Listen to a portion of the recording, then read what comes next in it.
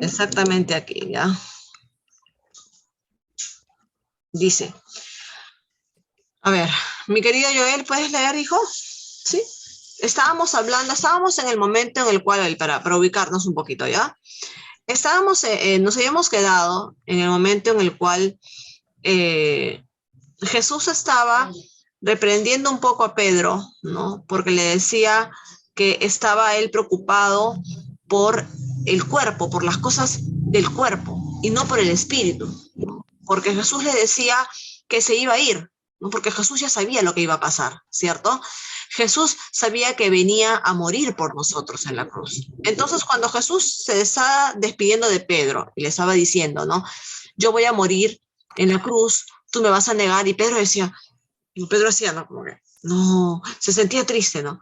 Entonces Jesús lo reprende, le llama la atención y le dice, no te pongas triste. ¿Por qué?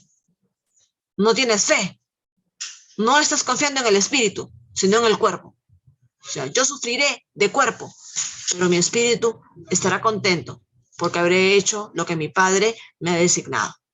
Entonces le llama la atención a Pedro, ¿no? Para que no se fije en las cosas carnales, sino en las espirituales. Ahí estábamos, ¿ok?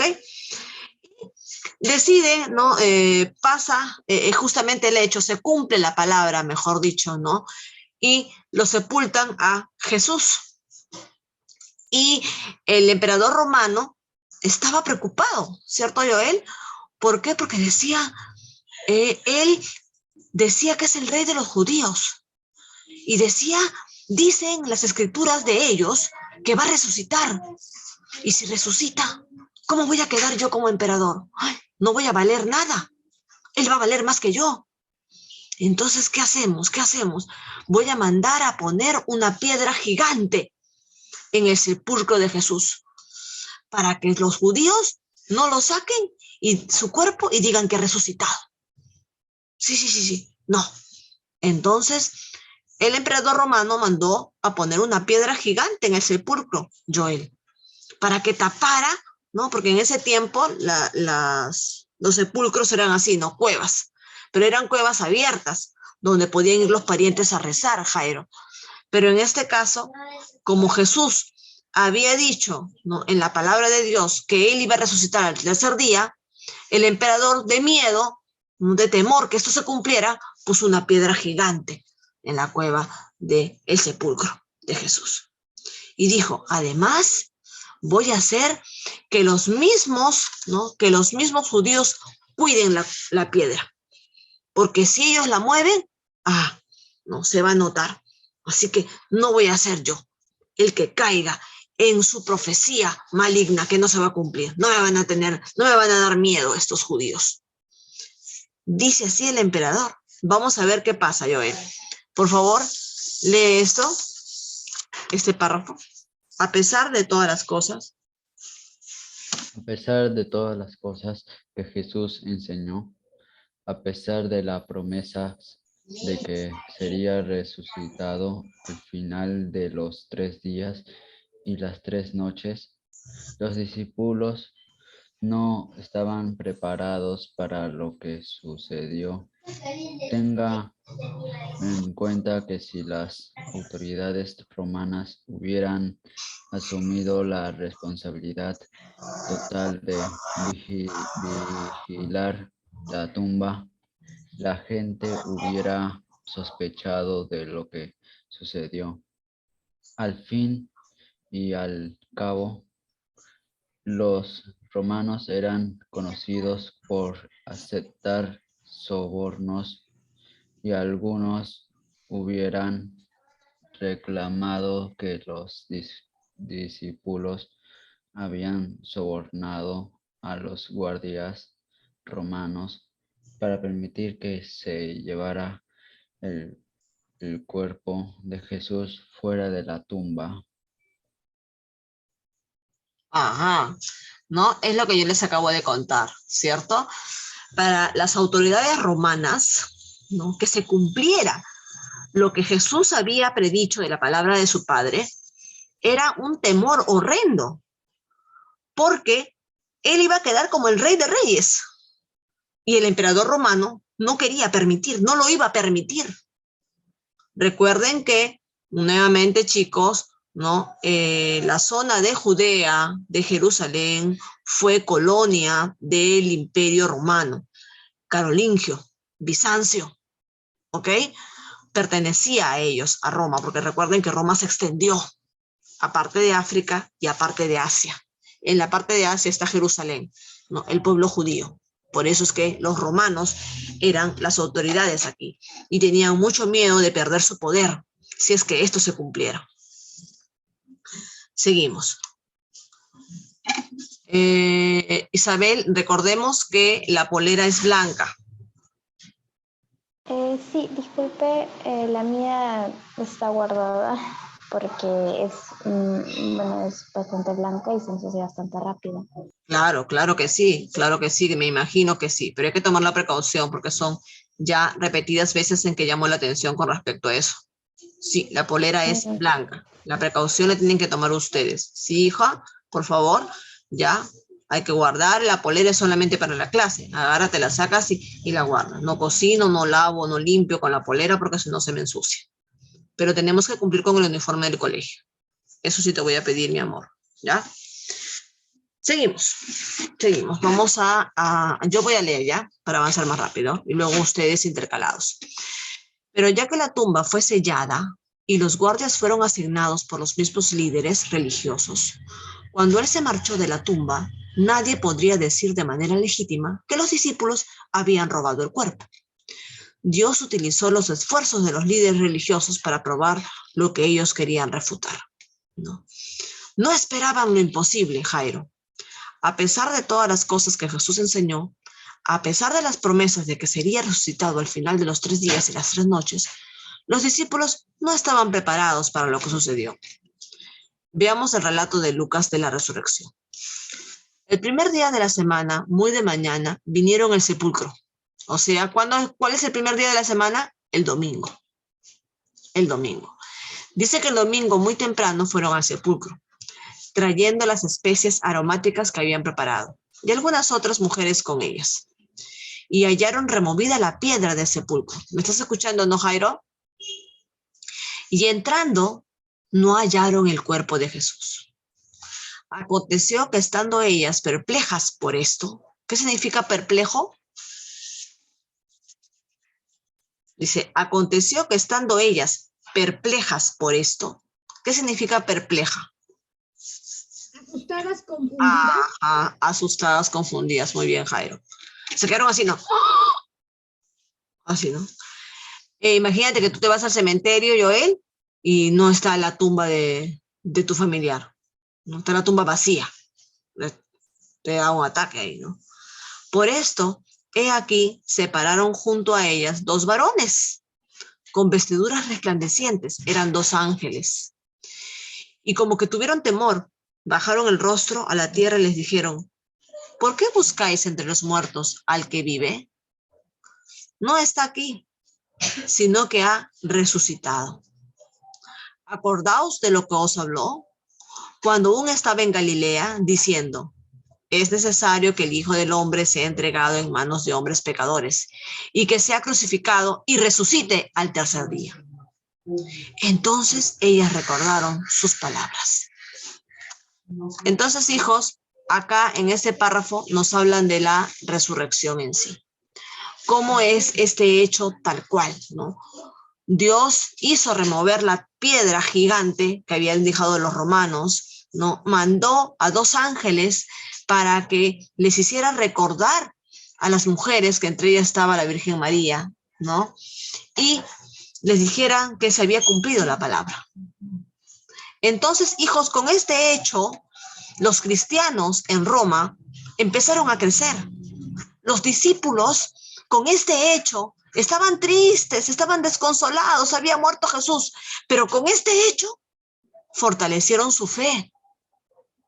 El hecho de la resurrección para los cristianos, para los que creemos, para los creyentes, es más que un simple acto perplejo.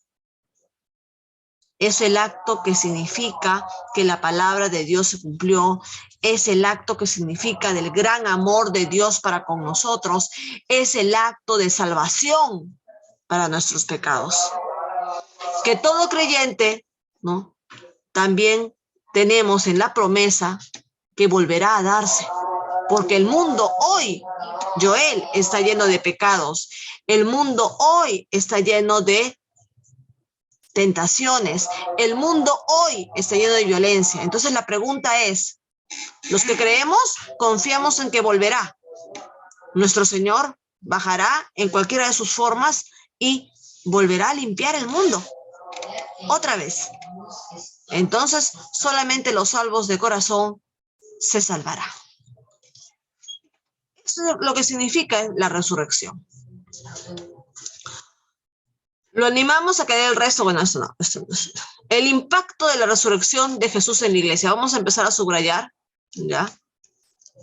Esta parte de acá hablaba de la resurrección. Esta parte. Vamos a subrayar, chicos, esta parte de acá. Esta parte, por favor, conmigo. Sí, conmigo. Y la parte más anecdótica, ¿no? Es cuando los ángeles les dicen a María, ¿por qué buscas a un vivo entre los muertos?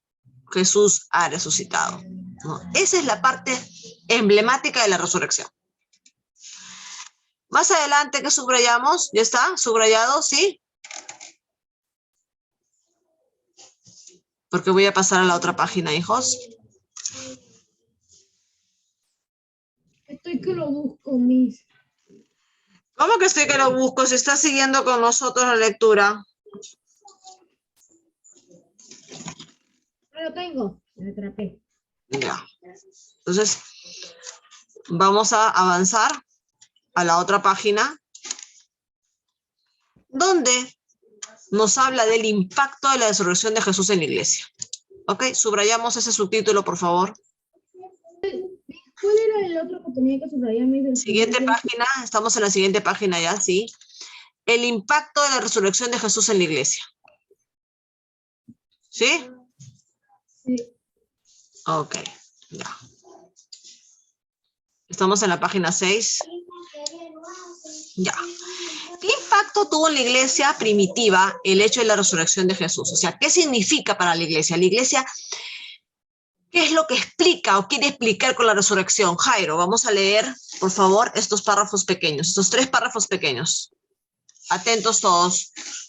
¿Qué impacto tuvo en la iglesia primitiva el hecho de la resurrección de Jesús? El libro de Hechos muestra cómo los discípulos fueron testigos de la resurrección de Jesús y cómo la predicaron poderosamente al mundo. Y con gran poder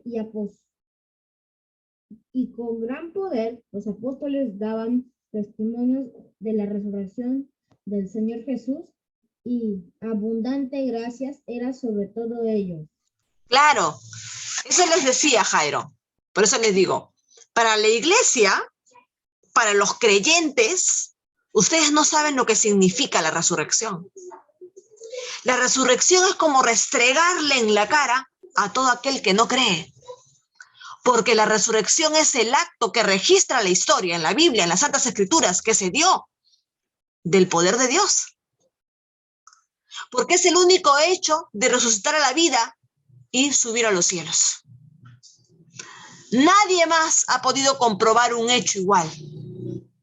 Por eso es que la resurrección les dio poder a los discípulos que estaban tristes y solos porque Jesús había muerto. Pero al verlo resucitar, creyeron aún más en su palabra y con mayor fuerza la predicaron. Y por eso es que en el siglo III, miren, después de 200 años de haber muerto Jesús, los cristianos crecieron en el mundo y se expandieron por todo Roma. Tanto es así que los romanos tuvieron que oficializar la religión cristiana como religión oficial de Roma. Entonces, el poder de la resurrección, hijos, es el poder del amor de Dios y a todo aquel que sea creyente, pues se basa en la resurrección. Gracias, Jairo. La predicción del apóstol, ya que vamos a subrayar, por favor, subrayamos esta última, esta parte que está justamente con Adrián, ¿nos escuchas, hijo? Buen día. Sé que tenías problemas con internet. En lo que nos escuches, hijos, estamos subrayando en la clase grabada para que no te atrases. Luego después me mandas lo subrayado.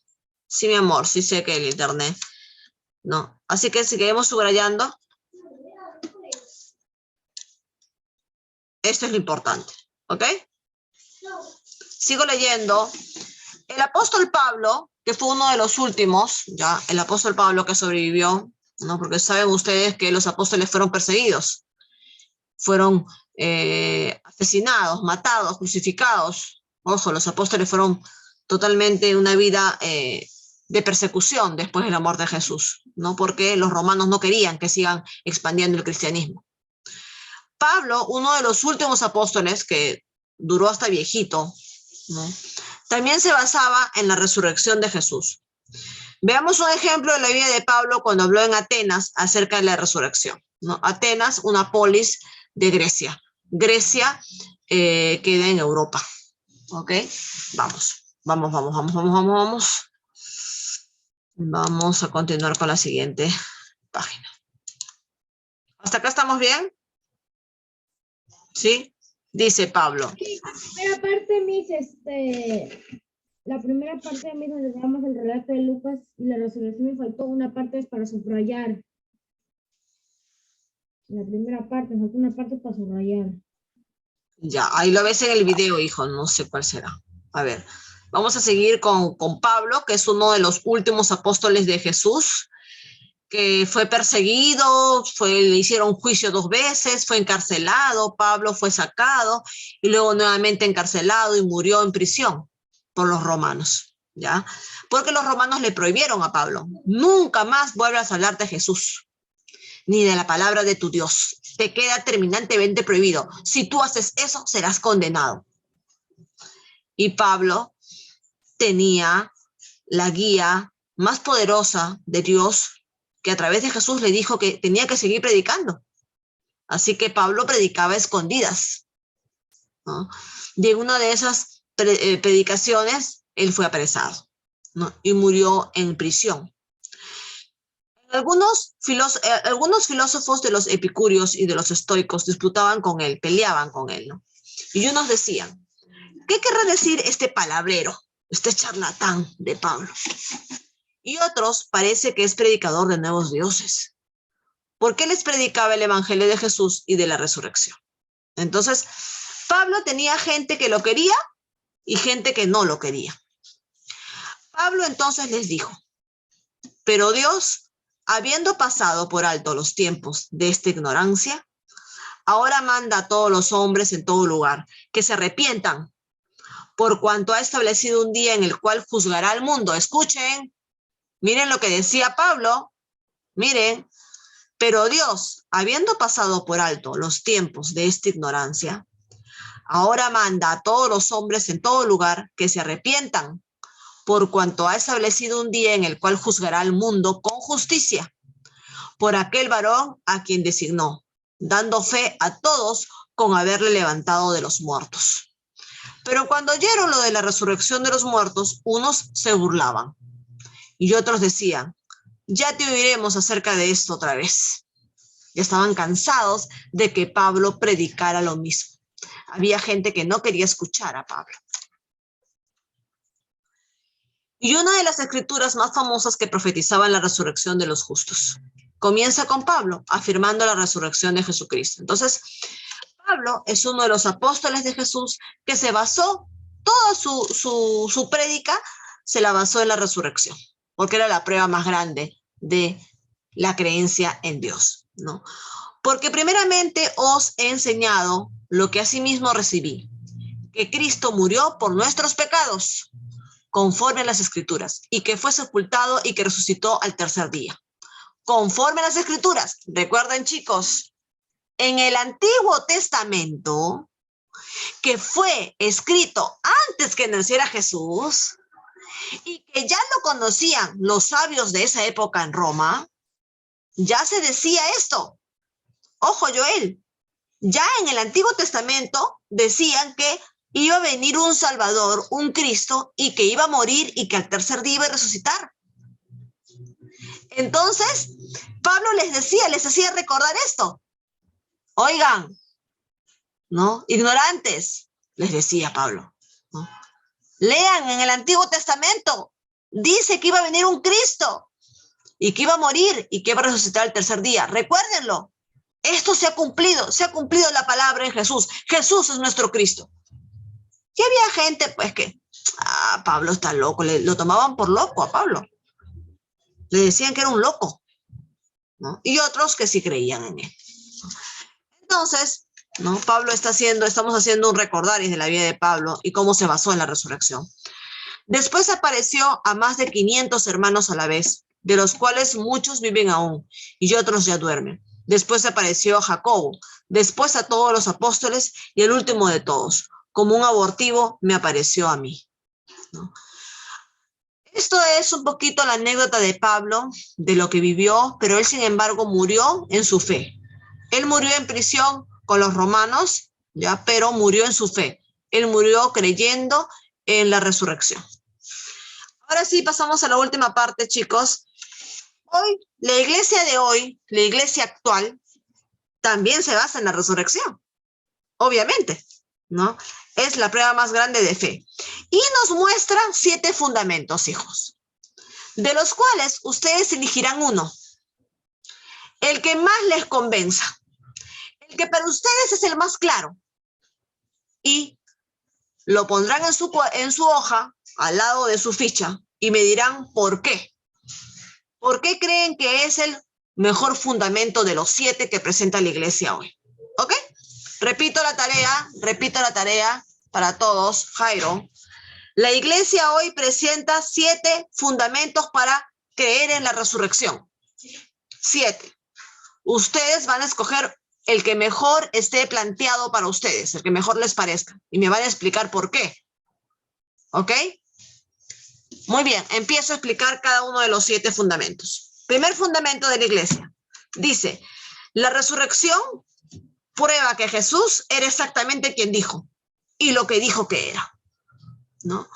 Los discípulos vieron el hecho de que Dios resucitó a Jesús de entre los muertos a la vida eterna con sello de su aprobación. Dios respaldando todo lo que Jesús dijo. Claro, porque la escritura decía que Dios iba a resucitar a su hijo entre los muertos. Entonces Jesús sí fue hijo de Dios, porque fue el único que resucitó y que se fue a los cielos. No hay más. Lázaro resucitó, pero siguió su vida terrenal. Sin embargo, Jesús fue el único que resucitó y subió a la gracia de Dios. ¿Por qué? Porque Dios lo designó así. Entonces, Jesús es hijo de Dios, como él lo decía. Entonces, aquí presenta el primer fundamento de la iglesia. Primer fundamento que presenta la iglesia. Jesús sí era lo que decía, era hijo de Dios. 2, segundo fundamento. La resurrección prueba la primacía de las enseñanzas de Jesús. Jesús es el único al que Dios ha resucitado de esa manera. Por lo tanto, lo que él dice es verdad. Claro. ¿A quién le van a dar el poder de la resurrección? ¿A cualquiera? No. Tiene que haber sido a alguien que tenía un poder especial. Jesús tenía ese poder especial. Jesús tenía la prioridad. Dios no iba a resucitar a cualquiera. Entonces, eso es lo que dice acá. La resurrección prueba la primacía de las enseñanzas de Jesús. Jesús es el único al que Dios ha resucitado de esta manera. Por lo tanto, lo que él dice es verdad. Y es la base de todo lo que creemos. Todo lo demás debe ser juzgado por el patrón de la palabra de Jesús, ¿no? O sea, Jesús como prioridad. Jesús como prioridad por haber sido el Hijo de Dios, el elegido. Eso es lo que dice el segundo fundamento de la iglesia. 3. La resurrección prueba que la pena por nuestros pecados ha sido pagada en su totalidad. Claro, claro que sí. Jesús lo dijo en la última palabra. ¿Cuál fue la última palabra de Jesús en la cruz? Mientras que sangraba por la corona de espinas, mientras que le dolía el puñal en el estómago, en su costilla, ¿no? ¿Cuál fue la última palabra, saben ustedes? Señor, perdónalos porque no saben lo que hacen. Esa fue la última palabra de Jesús en la cruz y expiró. Dio su último aliento y cayó. Entonces, la resurrección prueba que la pena por nuestros pecados ha sido pagada. Porque para eso vino Jesús a la tierra. Dios lo dio a su Hijo para eso, para limpiarnos del pecado, creyendo que íbamos a seguir obedientes. Pero de nuevo estamos sobre el pecado, y peor que nunca. ¿Vendrá Jesús otra vez? ¿Dios enviará a su Hijo otra vez? ¿Quiénes serán juzgados? ¿Cómo seremos juzgados? ¿Cuál será el castigo? No sabemos. ¿Ok? Tercer fundamento de la iglesia, la resurrección nos limpió del pecado. 4. La resurrección garantiza que Dios puede levantarnos de la muerte a la vida eterna. No hay mejor prueba, ¿cierto? Entonces, ¿qué nos promete Dios en su palabra, Joel? Si leemos la Biblia, en la Biblia dice, vendrá Dios al juicio final. Va a haber un juicio final, Joel. Va a haber un juicio final donde vendrá Dios y Él juzgará. La resurrección garantiza que Dios puede levantarnos de la muerte a la vida eterna. No hay otro ser más poderoso que nos puede pasar de la muerte a la vida eterna, que solo Dios. La mejor prueba, la resurrección de su Hijo. Y la gloria a los cielos. ¿Ok? Ese es el cuarto fundamento de la iglesia hoy, para decirnos, cree. Aquí tienes el ejemplo, la resurrección. Quinto fundamento. La resurrección convierte a Jesús en la actual cabeza viviente de la iglesia. ¡Claro! Jesús como líder, cabeza de la iglesia. Jesús, por ser el Hijo de Dios, tenía capacidades que otros no lo tenían, ¿no? Entonces, el liderazgo de Jesús se muestra aquí, a través de la resurrección. Por eso es que Él fue resucitado. ¿María fue resucitada? ¿María hizo la resurrección? No. ¿Pedro fue resucitado? No. ¿Pablo fue resucitado? No. ¿Quién eligió para la resurrección? A su Hijo, a Jesús. ¿Por qué? Porque Él es el líder. Él es la cabeza de la iglesia viviente hoy. ¿Dónde lo prueban? En la resurrección. ¿Quién fue resucitado? Jesús. Entonces la iglesia dice, ojo, quinto fundamento de la resurrección. El poder de la resurrección. 6. Sexto fundamento. La resurrección garantiza el regreso de Jesucristo. Claro que garantiza el regreso de Jesucristo, ¿no? Si Jesús ya resucitó una vez, ¿Dios lo podrá resucitar otra vez? ¿Qué crees, Joel? La resurrección es un hecho histórico, no solamente bíblico. Es un hecho histórico, un hecho que pasó, así como la Primera Guerra Mundial, la Segunda Guerra Mundial. Si ya lo hizo una vez, ¿podrá hacerlo por segunda vez? Puede ser. Porque no podemos decir no. Joel no puede decir no. Joel, ¿puedes decir no?